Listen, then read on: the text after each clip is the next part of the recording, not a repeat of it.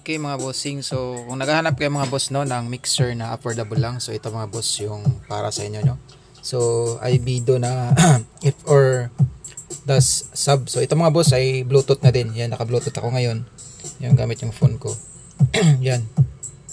Maganda dito mga boss ay meron na siyang effects no, yung kanyang mic meron siyang effects dito. So bawat channel mga boss meron yang effects. Itong yellow na knob na to, ito po yung kanyang effects no.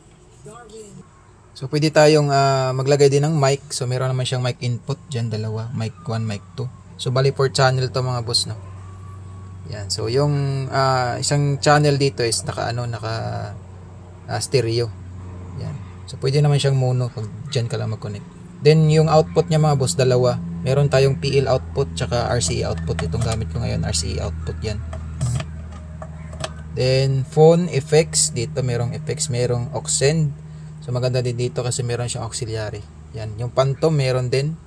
Tapos bawat channel mga bosses meron siyang EQ. Yan, high, mid, low. Tapos auxiliary effects. So try nating mag-mic. So ito mga boss yung mic ko wireless. So pwede tayo ditong mag-input. Ito talaga yung pinaka-mic niya. Yan, XLR. Por ito lang gagamitin ko ngayon no.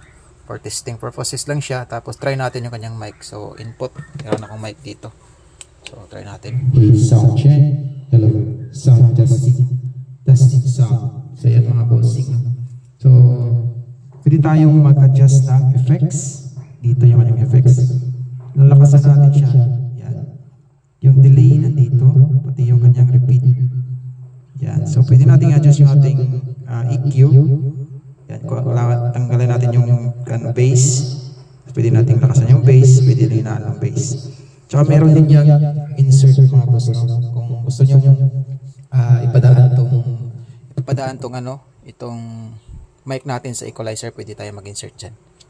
Yan mga boss, yung ating Ibido. So mura lang dito mga boss sa TikTok no. So check out nyo yan sa Yellow Basket sa baba. So di yan umabot ng 1,500, mga 1,314 plus. So yan mga boss, yung ating Ibido F4 sub. So digital MP3 mixer, mayroon na siyang Bluetooth, mayroon na din siyang USB. So goods na goods mga boss, pang bahay setup.